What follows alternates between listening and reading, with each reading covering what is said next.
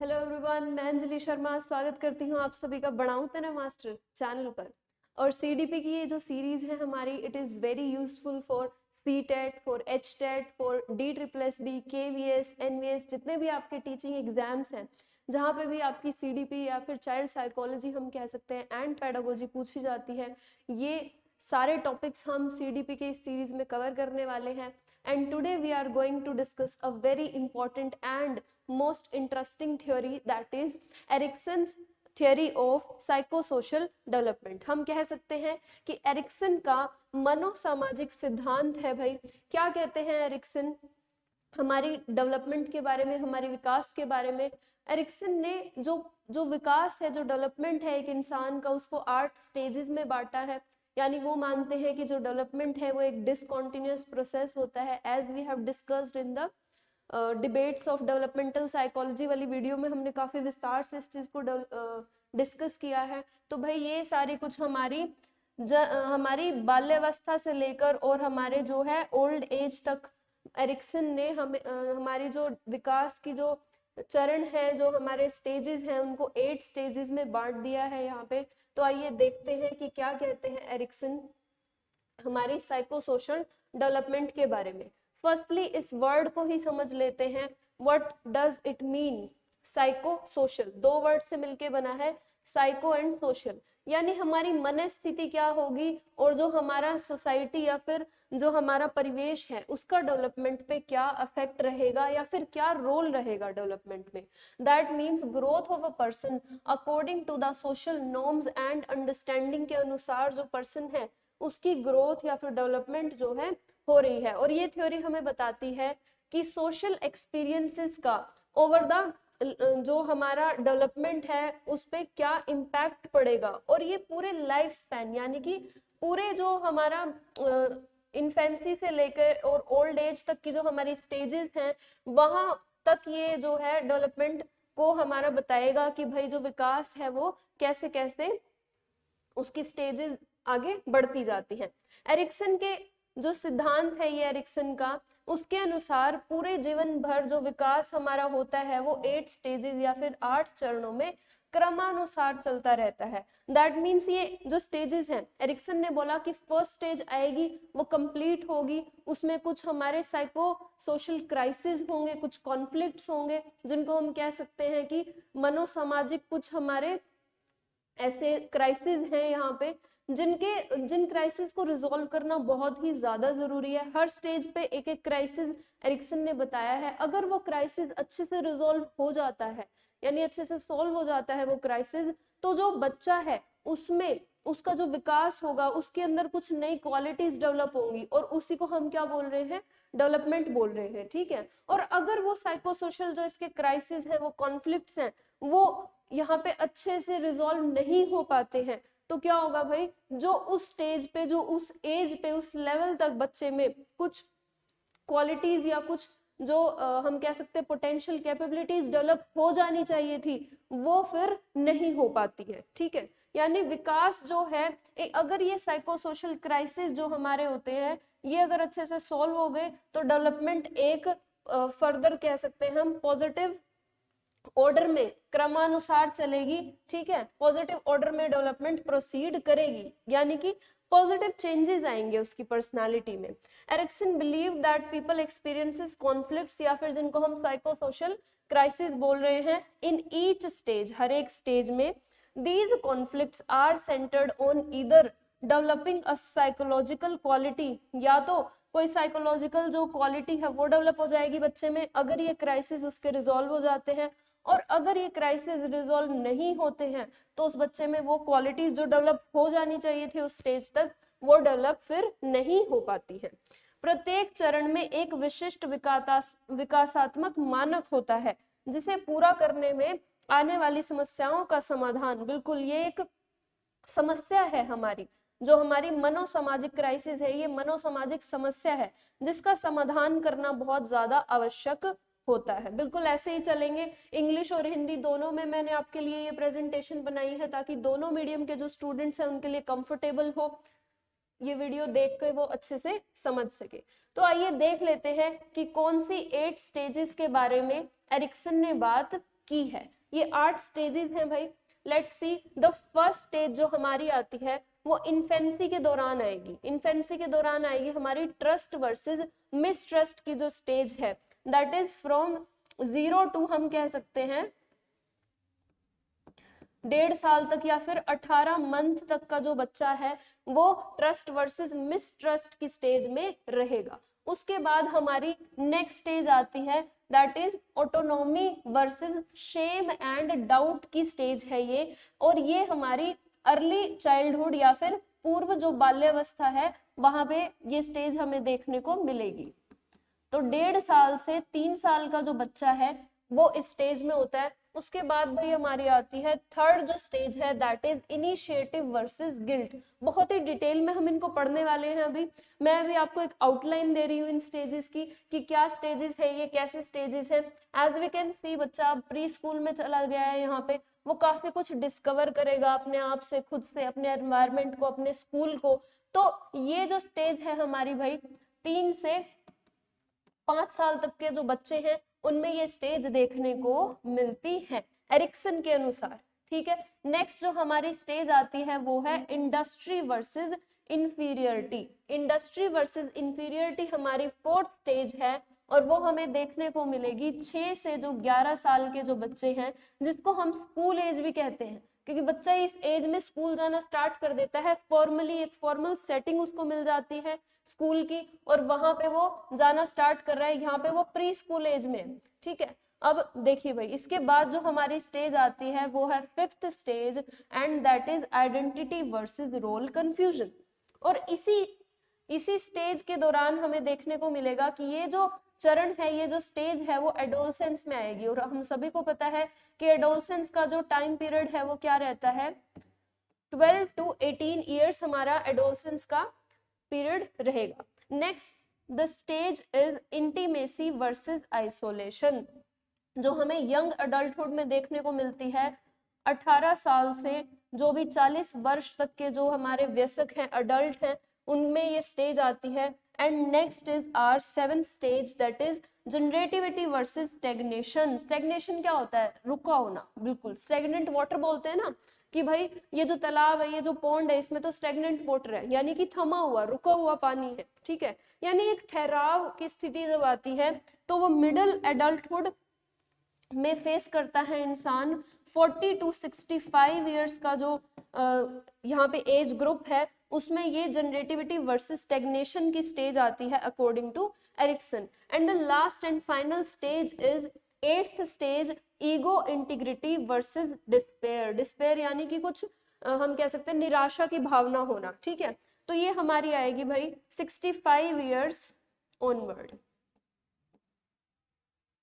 बिल्कुल, यानी बुढ़ापे तक जो हमारी जो लाइफ है उसको पूरा एरिक्सन ने कवर कर दिया है 8 स्टेजेस में। अब आइए बहुत ही ज्यादा डिटेल में पढ़ने की कोशिश करते हैं कि हर स्टेज में जो हम बात कर रहे थे, जो साइको सोशल क्राइसिस की हम बात कर रहे थे, क्या है वो साइको सोशल क्राइसिस, क्या है वो समस्या जिसको हमें हर स्टेज पे सुलझा लेना है, या फिर बच्चे को अगर उस समस्या का समाधान हो जाए तो बच्चे का विकास बहुत ही अच्छे से हो सकता है वहां पे। ठीक है, और साथ ही साथ एरिक्सन ने कुछ एसोसिएटेड वर्चूज की भी यहाँ पे बात की है, यानी कि अगर इस समस्या का समाधान हो गया तो जो बच्चा है उसमें कुछ गुण कह सकते हैं हम, या फिर कुछ क्वालिटीज डेवलप हो जाएंगी अगर इस समस्या का समाधान, यानी कि जो हमारा साइकोसोशल क्राइसिस है, जो हमारी पूरा लिखा है भैया, अगर साइकोसोशल क्राइसिस यानी कि जो मनोसामाजिक समस्या हमारी है उसका जो हमारा क्या हो जाए यहाँ पे रिजोल्यूशन हो जाएगा। ठीक है, फिर हम देखते हैं कि कुछ फेवरेबल आउटकम है कि अगर समाधान हो गया तो बच्चे का विकास होगा, पॉजिटिव उसमें क्वालिटीज डेवलप होंगी, वो ये सब दिखा रखी है हमें। और अगर उसका वो जो साइकोसोशल क्राइसिस है वो अच्छे से उस समस्या का समाधान नहीं हुआ तो कुछ अनफेवरेबल आउटकम्स, यानी कि कुछ ऐसे आउटकम्स हमें देखने को मिलेंगे उसकी पर्सनालिटी के रिगार्डिंग, जिनको अब हम डिस्कस करने वाले हैं। तो आइए फर्स्ट स्टेज की तरफ चलते हैं। फर्स्ट स्टेज जो हमारी है वो हम बात कर रहे हैं किसमें, इन्फेंसी में। और इन्फेंसी में बर्थ से 18 मंथ हम कह सकते हैं, या फिर जन्म से 1.5 साल तक का जो हमारा पीरियड रहेगा, उसमें ट्रस्ट वर्सेस मिसट्रस्ट की स्टेज, यानी कि जो बच्चा है वो विश्वास और अविश्वास की जो यहाँ पे स्टेज है, चरण है, वो उसमें डेवलप होता है। देखिए भाई, जो फर्स्ट जो हमारी स्टेज जिसकी हम बात करें, इन्फेंसी, यानी कि जो हमारी शैशव अवस्था है, उसमें बच्चा है, क्या क्या उसके लाइफ में क्या क्या इंपॉर्टेंट हो रहा है, पहले तो यही हमें जान लेना है। तो उसके जो फैमिली मेंबर्स हैं उसको बहुत ज्यादा उसकी केयर करें, ठीक है, उसके खाने का, उसके पीने का, उसकी जो भी जरूरतें हैं उस टाइम पे, अगर वो उसको रो रहा है तो वो उसको एक तरह से उसको लव और केयर, उसको सपोर्ट प्रोवाइड करें। तो ये सारी बच्चे की नीड्स हैं उस टाइम पे, अगर ये अच्छे से कंप्लीट हो जाती हैं, अच्छे से ये सभी पूरी हो जाती हैं, तो बच्चे का ना एक ट्रस्ट डेवलप हो जाता है उसकी फैमिली के ऊपर, उसका एक ट्रस्ट डेवलप हो जाता है in the sense of a positive optimistic personality आगे जाके वो बनेगा। यानी उसको विश्वास हो जाएगा कि ये जो वर्ल्ड है, ये जो हमारा पूरा समाज है, ये एक रहने लायक जगह है ये, ठीक है। और अगर ऐसा नहीं होता, उसकी फीडिंग की, उसकी लव की, सपोर्ट की, केयर की नीड्स यहाँ पे अगर बच्चे की अच्छे से कंप्लीट नहीं हो पाती है, तो उसको ना एक सस्पिशन या फिर एक फियर की भावना उसके अंदर उत्पन्न हो जाएगी, और उसको लगेगा कि ये जो वर्ल्ड है, it is not a positive, it is not a good space for living, ठीक है। तो ये सारी कुछ चीजें हैं, आइए डिस्कस करते हैं कि ट्रस्ट वर्सेस जो मिसट्रस्ट वाली स्टेज है, मेन इंपॉर्टेंट जो इवेंट है वो क्या रहता है भाई, फीडिंग रहता है, यानी मदर उसको फीड करती है।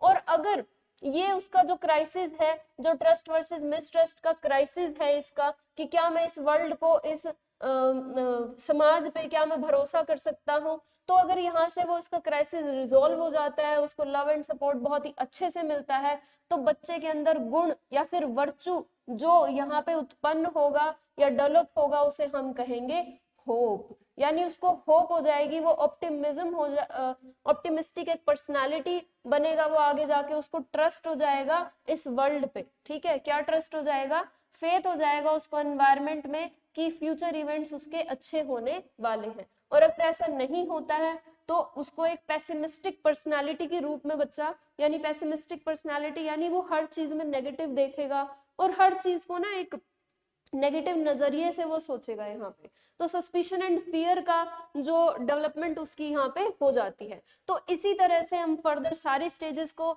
डिस्कस करते हैं। तो आइए चलते हैं नेक्स्ट स्टेज की तरफ, दैट इज हमारी autonomy versus shame and doubt की ये स्टेज है। जैसा कि हमने डिस्कस किया था कि इन्फेंसी के बाद क्या आएगा, अर्ली चाइल्डहुड आएगा, और अर्ली चाइल्डहुड में हम 18 मंथ से लेकर 3 इयर्स तक का टाइम पीरियड देखते हैं। इस टाइम पीरियड में जो बच्चा है उसकी बहुत अच्छे से सोशलाइजेशन होनी चाहिए, उसको फैमिली का एक पॉजिटिव एनवायरनमेंट मिलना चाहिए, क्योंकि बहुत ही महत्वपूर्ण पीरियड उसके जीवन में रहता है। क्योंकि यहाँ पे या तो उसके अंदर क्या हो जाएगा, कोई ना कोई वर्चू डेवलप हो जाएगा, या फिर अगर इसका ये साइकोसोशल क्राइसिस जो है ये इसका रिजॉल्व नहीं हुआ, तो इसके अंदर शेम एंड डाउट की भावना यहाँ पे आ जाएगी। Autonomy versus shame and doubt, यानी ऑटोनॉमी होता है स्वायत्तता, दैट इज कि वो अपने आप से कुछ जो है काम उनको करने की कोशिश करेगा। जैसे कि टॉयलेट ट्रेनिंग, इस स्टेज में ना बच्चा बहुत ही ज्यादा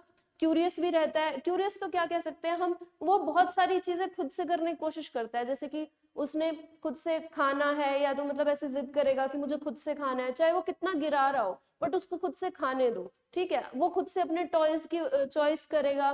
तो ये सारी जो चीजें हैं, ये जो छोटे छोटे स्टेप्स वो ले रहा है ना, ये उसको करने देना चाहिए। तो उसके अगर ये स्टेप्स वो अच्छे से कंप्लीट कर लेता है, तो उसके अंदर एक ऑटोनॉमी की सेंस डेवलप हो जाती है, एक स्वायत्तता की सेंस डेवलप हो जाती है कि हाँ मैं भी कुछ कर सकता हूँ। और अगर आप उसको नहीं करने देते, आप उसको डांट देते हैं कि सारा गिरा दिया, ऐसे कौन खाता है ये वो, तो इस चीज से ना उसको अपने ऊपर डाउट हो जाएगा, एक शेम की या फिर एक हीनता तो नहीं कह सकते, संदेह और शर्म की जो फीलिंग है ये उसके अंदर डेवलप होने लगेगी, ठीक है भाई।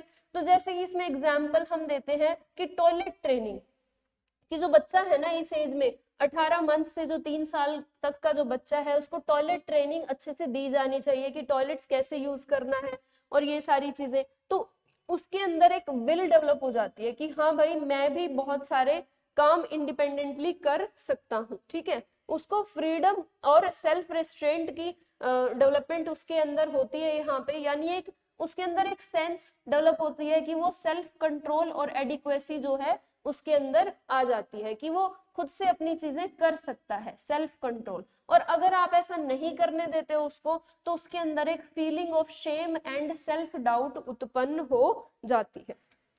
तो ये हमारी 2 स्टेजेस थी। नेक्स्ट स्टेज पे हम आ जाते हैं जो कि हमारी थर्ड स्टेज है, दैट इज प्री स्कूल की। जो हमारी लाइफ में जो प्री स्कूल का जो हमारा टाइम पीरियड रहेगा, जो हमारा 3 से 5 साल तक रहता है, उसमें ये स्टेज आती है इनिशिएटिव वर्सेस गिल्ट। अब ये दोनों वर्ड, यानी इनिशिएटिव होता है किसी चीज की पहल करना, ठीक है। आप किसी चीज की इनिशिएटिव अगर आप ले रहे हो यानी किसी चीज की पहल कर रहे हो, ठीक है। और गिल्ट यानी अपराध बोध, यानी एक ऐसी भावना उत्पन्न होना कि भाई मैं अपने काम खुद से नहीं कर सकता हूँ, that I am not capable of doing my own works, ठीक है। तो यहाँ पे जो बच्चा है वो अब प्री स्कूल एज है, यानी कि वो अब बच्चा बाल वाटिका, आंगनवाड़ी या फिर हम कह सकते हैं जो किंडरगार्टन है वहां पे उसने जाना स्टार्ट कर दिया। तो वो वहां के एनवायरनमेंट को एक्सप्लोर करता है, नए बच्चों से वो बातें करता है, उनके एक्सपीरियंसेस को सुनता है। तो उसके अंदर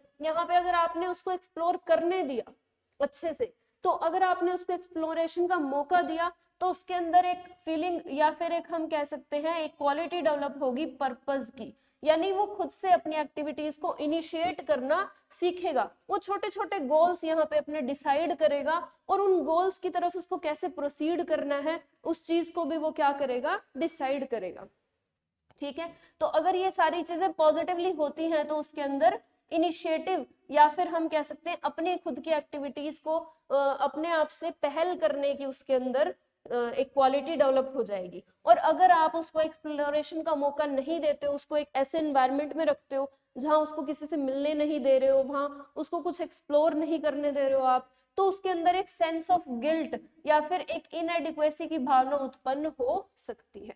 तो बहुत ही ज्यादा जरूरी है कि जो बच्चे हैं वो अपने खिलौनों से खेल रहे हैं, अपनी मर्जी से खेल रहे हैं, उसको तोड़ रहे हैं, फोड़ रहे हैं, या जो भी वो कुछ कर रहे हैं ना, उनको करने दिया जाए एक उस हद तक कि भाई वो एक्सप्लोर कर रहे हैं उस चीज के लिए। लेकिन अगर आप उसमें बहुत ज्यादा उसको क्या कर कन्फाइन करके रखते हो तो वहां पे बहुत सारी जैसे गिल्ट हो गया, शेम एंड डाउट हो गया, मिसट्रस्ट, ऐसी चीजें डेवलप हो सकती हैं जो कि एक ऑप्टिमिस्टिक या फिर एक हम कह सकते हैं हेल्दी पर्सनालिटी के लिए, हेल्दी मेंटल हेल्थ के लिए बिल्कुल भी अच्छा नहीं होता। नेक्स्ट हम आ जाते हैं फोर्थ स्टेज में, that is industry versus inferiority. अब इंडस्ट्री का जो अगर हम लिटरल मीनिंग माने तो उद्योग होता है, और इंफीरियरिटी यानी हीनता की भावना कि मैं हीन, मतलब एक इंफीरियरिटी कॉम्प्लेक्स बोलते हैं ना कि मैं दूसरों से कम हूं या फिर मेरे अंदर ये वाली क्वालिटी नहीं है, तो वो वाली फीलिंग डेवलप होना। अब इंडस्ट्री का मतलब यहाँ पे उद्योग से नहीं है, इंडस्ट्रियस जो वर्ड आता है वो मेहनती से आता है, ठीक है। अगर आप उसको काम करने दे रहे हो, अगर आप उसको स्कूल में अगर आप उसको अच्छे से मौके दे रहे हो कि भाई वो एक्सप्लोर कर सके, वो अपनी एक्टिविटीज को खुद से कर सके, तो उसके अंदर क्या होगा, एक इंडस्ट्रियस उसके अंदर क्वालिटी डेवलप हो जाएगी, यहाँ पे एक कॉम्पिटेंस की क्वालिटी डेवलप हो जाएगी। आप फिजिकली कह लो या फिर इंटेलेक्चुअली कह लो या फिर सोशल स्किल्स, यानी एक दूसरे से कैसे बात करना है, कैसे बिहेव करना है। इंटेलेक्चुअली भी बच्चा बहुत ज्यादा एक्सप्लोर करना स्टार्ट कर देता है इस स्टेज में, क्योंकि वो स्कूल में जा चुका है, एक फॉर्मल सेटिंग यहाँ पे होती है। तो भाई स्कूल एज 5 से 12 साल है, हमें पता है, और बच्चा यहाँ से खुद से ऐसे क्वेश्चन करता है, can I make it in the world, कि भाई क्या मैं भी कुछ अपने काम या फिर अपनी जो उसकी जो अंडरस्टैंडिंग है वो क्या इस वर्ल्ड को लेके वो कैसी है, और वो ऑर्गेनाइज करता है अपनी चीजें, ठीक है। अपनी थिंग्स को ऑर्गेनाइज करेगा, वो अपना बैग लगाना सीख जाएगा, है ना, वो अपनी बोतल, अपना जो टिफिन है उसकी एक प्रॉपर जगह बनाएगा, और अपनी बहुत सारी जो अपनी चीजें हैं, अपने टॉयज हैं, उनको वो ऑर्गेनाइज करना सीखता है। तो ये सारी चीजें आपको उनको करनी देनी चाहिए, क्योंकि ये सब उसके इंटेलेक्चुअल डेवलपमेंट में, फिजिकल डेवलपमेंट में, और बहुत ही महत्वपूर्ण है उसकी सोशल स्किल्स में, बहुत ज्यादा इसको क्या करता है, बच्चे को हेल्प करता है, ठीक है भाई। और अगर ये जो हमारा ये जो साइको सोशल जो हमारी समस्या है, क्राइसिस है, अगर ये उसका रिजॉल्व नहीं होता तो बच्चे के अंदर एक सेंस ऑफ इंफीरियरिटी और अंडरस्टैंडिंग इस स्टेज पे डेवलप हो जाती है कि भाई मैं तो ये काम करने के लायक ही नहीं हूं, मैं तो कैपेबल ही नहीं हूं ये काम करने के। फिर बच्चा है ना जो, वो एक तरह से पीछे हटता है चीजों से, ठीक है, वो खुद से पहल नहीं करेगा, वो खुद से उसका काम करने का मन नहीं करेगा, क्योंकि उसको लगेगा कि मेरे अंदर तो इतनी अच्छी क्वालिटी है ही नहीं जितना अच्छे से दूसरे बच्चे इसको काम को कर पा रहे हैं। ठीक है भाई, नेक्स्ट हम आ जाते हैं हमारी फिफ्थ स्टेज पे, जो कि अब फिफ्थ स्टेज हमारी एडोलसेंस में आएगी। एडोलसेंस हमें पता है कि WHO के अकॉर्डिंग 12 से 18 या फिर 19 साल हम कह सकते हैं, 18 ही कहते हैं वैसे तो, 12 से 18 जो साल हैं वो एडोलसेंस में आएंगे। और जो हमारे स्टैनली हॉल हैं, साइकोलॉजिस्ट थे, उन्होंने एडोलसेंस को कह सकते हैं हम स्ट्रेस एंड स्ट्रॉम की एज भी कहा है यहाँ पे। यानी कि एडोलसेंस, किशोरावस्था एक ऐसा पीरियड है जिसमें बच्चा ना अभी चाइल्डहुड से और एडल्टहुड में वो क्या हो रहा है, ट्रांजिशन हो रहा है उसका, यानी इन दोनों के बीच की वो स्टेज है ट्रांजिशन स्टेज, इसलिए एडल्टहुड को कहा जाता है। यहाँ पे भी इसीलिए ट्रांजिशन ईयर्स लिखा हुआ है। जो हमारा बच्चा है वो टीनेज में आ गया है, अब उसके अंदर ये जो स्टेज यहाँ पे आएगी वो आएगी आइडेंटिटी वर्सेस रोल कंफ्यूजन की, यानी पहचान बनाम भूमिका भ्रम हम इसको बोल सकते हैं। अब बच्चा जो है ना एडोलसेंस में वो बहुत ही ज्यादा मतलब उसके चेंजेस आ रहे होते हैं, फिजिकली भी वो बहुत ज्यादा चेंजेस फेस कर रहा होता है, मेंटली भी हार्मोनल चेंजेस उसके बहुत ज्यादा हो रहे होते हैं, और इमोशनली तो मतलब बिल्कुल उथल पुथल मची होती है उसके अंदर। उसको समझ ही नहीं आता कि भाई अभी मैं बच्चा हूँ तो मतलब सब मेरे ऊपर एक तरह से ऑर्डर मार रहे हैं, या मैं बड़ा हो गया हूँ, मतलब बड़ा भी नहीं हुआ अच्छे से, क्योंकि उसको प्रॉपर इंडिपेंडेंस नहीं है डिसीजंस लेने की। ठीक है, तो ये सारी चीजें ना बहुत ही ज्यादा कंफ्यूजन क्रिएट करती है उसके माइंड में। इसलिए जो स्टैनली हॉल है ना, उन्होंने स्ट्रेस एंड स्ट्रॉम की एज इसको, इस स्टेज को कहा है, एडोलसेंस को। तो ये तो हो गई एक बात। अब दूसरी बात हम कर लेते हैं क्या, कि जो एडोलसेंस है उसमें पीयर रिलेशनशिप्स का बहुत ही ज्यादा मेजर रोल रहता है। और बच्चा ना पीयर्स की बहुत ज्यादा बात सुनता है यहाँ पे। क्यों सुनता है? क्योंकि वो, उसको लगता है कि मेरे पेरेंट्स या जो बड़े हैं वो मेरी तरह नहीं सोचते, यानी वो मुझे समझते नहीं है, ऐसा उसको फील होता है इस स्टेज में। और जो पीयर रिलेशनशिप्स हैं उसके लिए बहुत ही ज्यादा एक इम्पोर्टेंट रोल यहाँ पे एक भूमिका निभाती हैं उसके लिए। क्यों? क्योंकि उसको ना बहुत सारे ऐसे क्वेश्चंस उसके मन में आ रहे होते हैं कि मैं कौन हूँ, या फिर मैं क्या बन सकता हूँ, या फिर मैं ऐसी कौन सा, मैं करियर वाइज भी ऐसा कौन सा रास्ता चुनूं जो मेरे लिए अच्छा है। तो ये सारी चीजें ना वो अपने पीयर से, पीयर रिलेशनशिप्स में डिस्कस करता है, यानी एक सेंस ऑफ ट्रस्ट डेवलप होता है। अगर उसको पॉजिटिव, यानी अच्छे उसके पीयर होते हैं ना, अच्छे उसके दोस्त होते हैं, अच्छा सर्कल उसका उसको मिलता है, तो एक फिडेलिटी का वर्च्यू, यानी फिडेलिटी का एक गुण उसमें उत्पन्न होता है। उसको लगता है कि मेरी भी कुछ पहचान है, उसकी एक इंटीग्रेटेड इमेज, खुद की भी और जो है दूसरों की भी एक यूनिक इमेज यहाँ पे उसके माइंड में एक बनती है। ठीक है भाई। और अगर उसको पॉजिटिव पीयर रिलेशनशिप नहीं उसका होता, मतलब अच्छा उसका सर्कल नहीं है, तो क्या होगा, उसको बहुत ज्यादा कंफ्यूजन हो जाएगी। यानी हमारी जो रोल कंफ्यूजन यानी भूमिका भ्रम, अब वो कंफ्यूज है कि भाई क्या क्या उसको कौन सी लाइन चूज करनी है करियर वाइज भी,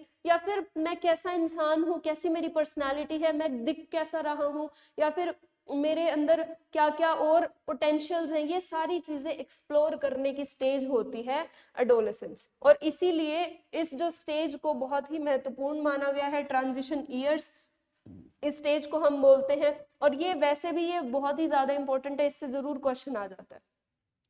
नेक्स्ट हमारा आता है भाई सिक्स्थ स्टेज, जो हमारी आएगी अब एडल्टहुड में आएंगी। ये लास्ट की जो तीनों स्टेज है, सिक्स्थ, सेवंथ और एट्थ।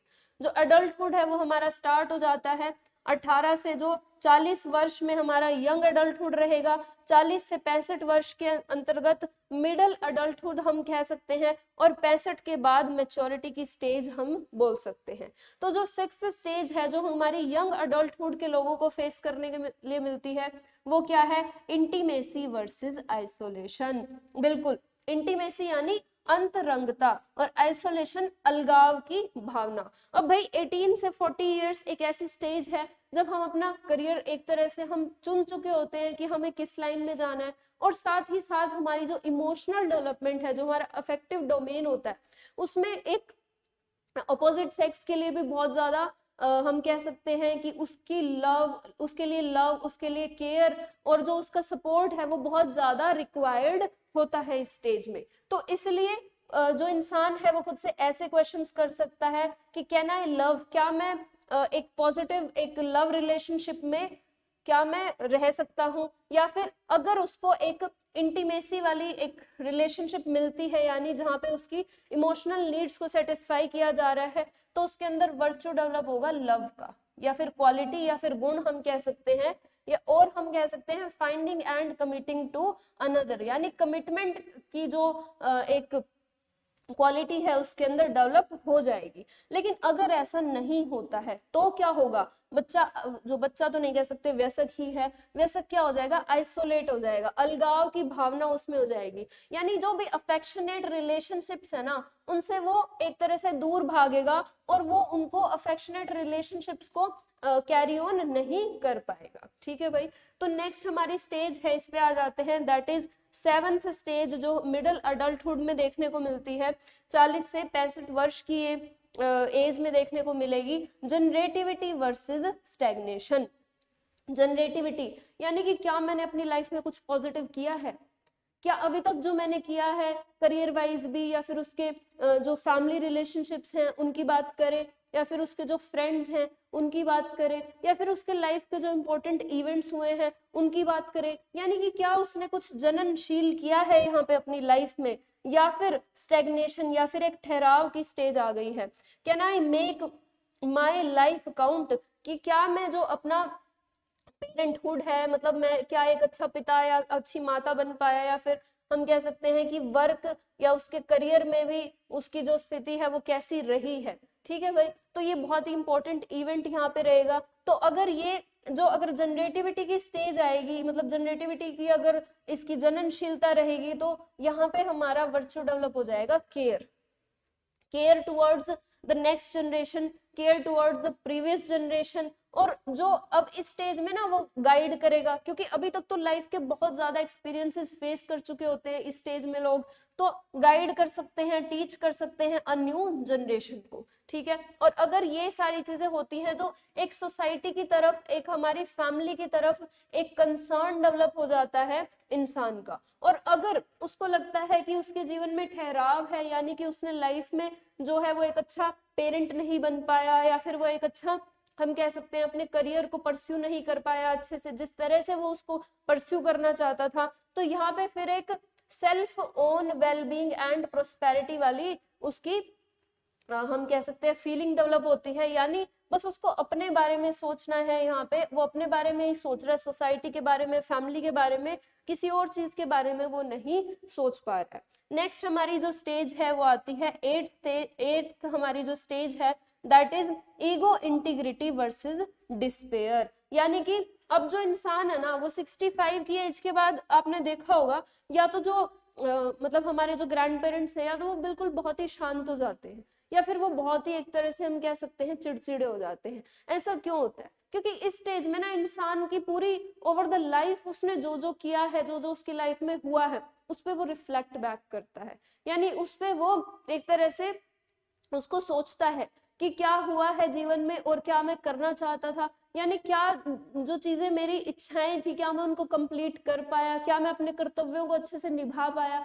तो ये सारी चीजें अगर एक पॉजिटिव वे में उसको एक रिजल्ट मतलब मिलता है तो उसके अंदर डेवलप होती है ईगो इंटीग्रिटी। और अगर उसको लगता है कि भाई मैं अच्छे से अपनी जो मतलब लाइफ है उसमें अपने दायित्वों को या फिर अपने जो उसके गोल्स थे उनको कंप्लीट नहीं कर पाया, तो उसके अंदर एक निराशा यानी डिस्पेयर की भावना उत्पन्न होती है इस स्टेज में। और अगर ये पॉजिटिविटी यानी ईगो इंटीग्रिटी आती है इंसान के अंदर, तो उसके अंदर विजडम या फिर ज्ञान जो हम कह सकते हैं, या फिर सेटिस्फैक्शन और फुलफिलमेंट की फीलिंग डेवलप हो जाती है। ठीक है भाई, और एक सेंस ऑफ फुल हम कह सकते हैं इंटीग्रिटी आएगी। लेकिन अगर वो क्या है, डिससेटिस्फाइड है यानी निराश है अपनी लाइफ से, तो वो दूसरों के प्रति ना फिर दूसरों के लिए भी और खुद के लिए भी, फैमिली के लिए भी एक सेंस ऑफ डिससेटिस्फैक्शन इंसान के अंदर रहती है। तो ये थी सारी 8 स्टेजेस, ये सारे 8 चरण थे जो एरिक्सन ने बताए हैं कि भाई जो इंसान है उसकी जो पर्सनालिटी डेवलप हो रही है, उसका जो विकास हो रहा है, उसमें कौन कौन सी स्टेजेस आती हैं, कौन कौन से साइकोसोशल क्राइसिस हैं जो जिनको रिजॉल्व करना बहुत ही ज्यादा जरूरी है हर एक स्टेज पे।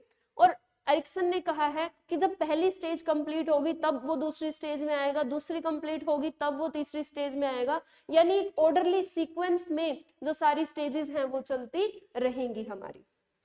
तो आइए अब जान लेते हैं कि इतनी जो हम कह सकते हैं इलेबोरेट थ्योरी जो हमारी एरिक्सन ने दी है, लेकिन उसके अंदर भी कुछ क्रिटिसिज्म्स हैं यहाँ पे, यानी कुछ आलोचनाएं हम कह सकते हैं जो किए जाते हैं। तो आइए डिस्कस कर लेते हैं कि कुछ क्रिटिसिज्म है एरिक्सन की थ्योरी की, यानी उसकी कुछ आलोचनाएं हैं। क्या है वो आलोचनाएं? Let's discuss one by one. First जो हमारा क्रिटिसिज्म है वो क्या है भाई? It doesn't take into account race, culture and gender. बिल्कुल, जो एरिक्सन है उन्होंने जेंडर स्पेसिफिक या फिर कल्चर स्पेसिफिक साइकोसोशल क्राइसिस की बात नहीं की है। दैट मीन्स जो एक मेल है और एक फीमेल है, उन दोनों के साइकोसोशल क्राइसिस कुछ अलग हो सकते हैं। या फिर जो कल्चर है, जैसे हम बोलते हैं कि जो ईस्टर्न कंट्रीज हैं उनमें एक कलेक्टिविज्म का जो कल्चर है, या फिर जो वेस्टर्न कंट्रीज हैं उनमें एक इंडिविजुअलिस्टिक जो कल्चर प्रिवेल करता है, उन सारी चीजों को एरिक्सन ने ध्यान में नहीं रखा। यानी कल्चर के अकॉर्डिंग और जेंडर के अकॉर्डिंग, या फिर हम कह सकते हैं रेस के अकॉर्डिंग, एरिक्सन है जो उन्होंने स्टेजेस को डिफाइन नहीं किया। बिल्कुल, जो मेल है उनके लिए कोई मतलब मान लो उसी एज ग्रुप में जो मेल है और उसी एज ग्रुप में जो फीमेल है, दोनों के लिए डिफरेंट तरह के मनोसामाजिक जो हम कह सकते हैं संकट हो सकते हैं, साइकोसोशल क्राइसिस यहाँ पे एग्जिस्ट कर सकते हैं। नेक्स्ट हमारा जो क्रिटिसिज्म है वो क्या है भाई? His stages are not always linear, which can make them difficult to apply in the practice. क्या कहता है ये हमारा पॉइंट? ये पॉइंट ये समझाने की कोशिश कर रहा है कि जो एरिक्सन के अनुसार एक स्टेज कंप्लीट होगी, उसका साइकोसोशल क्राइसिस जो है रिजोल्व होगा, उसके बाद हमारी नेक्स्ट स्टेज आएगी। लेकिन ऐसा नहीं होता। कई बार 2 स्टेजेस है ना पैरेलली भी चल रही होती है। अब अगर इसका एक एग्जांपल अगर हम बात करें तो इसका एक एग्जांपल हो सकता है, अक्सर आपने ऐसे अपने दोस्तों को कहते हुए सुना होगा, अरे यार आजकल तो मॉक टेस्ट में भी अच्छे नंबर नहीं आ रहे और ऊपर से गर्लफ्रेंड से भी मेरा ब्रेकअप हो गया। मतलब ऐसी अगर जो स्थिति है वो क्या है भाई? मतलब एक तरह से वो करियर के लिए भी अपना फोकस्ड है, यानी आइडेंटिटी वर्सेस रोल कंफ्यूजन वाली वहां पे थोड़ी सी स्टेज भी चल रही है, करियर भी अभी डिसाइड नहीं हो पाया अच्छे से, और साथ में जो हम कह सकते हैं इंटीमेसी वर्सेस आइसोलेशन वाली स्टेज भी चल रही है, यानी लव रिलेशनशिप्स या फिर अफेक्शनेट जो रिलेशनशिप्स हैं उनके लिए इंसान क्रेव कर रहा है। तो देखो 2 स्टेजेस ना पैरेलली चल रही है ना? तो क्या कह सकते हैं हम कि भाई लीनियरली नहीं होती, ये जो स्टेजेस हैं वो लीनियर ऑर्डर नहीं फॉलो करती, इसलिए इनको रियल लाइफ सिचुएशन में या फिर रियल लाइफ प्रैक्टिसेस में अप्लाई करना इन स्टेजेस को थोड़ा डिफिकल्ट हो जाता है। नेक्स्ट आलोचना क्या है? His theory focuses too much on the pathology. जो वर्ड पैथोलॉजी है वो हम एक तरह से कह सकते हैं वो रिलेट करता है टू द डिजीज, जहाँ जैसे कि हम कहते हैं ना पैथोलॉजिकल लैब्स होती है, यानी जहाँ पे जो रोग है उनके लिए क्या होती है, टेस्ट वगैरह होते हैं। यानी कि इस थ्योरी ने बहुत ज्यादा ना साइकोसोशल क्राइसिस की फॉर्म में एक तरह से पूरे विकास को बांट दिया है, and less on the positive aspect of development, यानी कि लेस एम्फेसिस किया है कि भाई जो विकास है ना उसमें पॉजिटिव एस्पेक्ट भी तो होते हैं, जो डेवलपमेंट है वो सारी सिर्फ साइकोसोशल क्राइसिस की फॉर्म में थोड़ी रहती है ना? बहुत सारे पॉजिटिव एस्पेक्ट्स हैं जिनको इग्नोर किया गया है इस थ्योरी में। तो ये हमारी 3 आलोचनाएं थी, लेकिन इन सभी आलोचनाओं के बावजूद भी एरिक्सन की theory remains one of the most popular and well known theories of psychosocial development की ये one of the popular theory रहती है। क्यों भाई? क्योंकि बहुत ही ज्यादा इलेबोरेटली इन्होंने हर स्टेज को डिस्कस किया है, उसके साइकोसोशल क्राइसिस को डिस्कस किया है, क्या क्या वर्च्यू डेवलप हो जाएंगे हर स्टेज में, ये सारी चीजें एक इंडिविजुअल एक personality as a whole personality कैसे डेवलप होता है, ये आज हमने इस थ्योरी में जाना है और ये बहुत ही ज्यादा इंपॉर्टेंट थ्योरी है। आपको एक ना एक क्वेश्चन यहाँ से देखने को मिल सकता है अपने टीचिंग एग्जाम में। And if you like the video please share it and please comment below अगर आपको कोई डाउट रह गया है या फिर आपके कोई और क्वेश्चंस हैं रिलेटेड टू CDP और teaching exams. And please like share and subscribe the channel.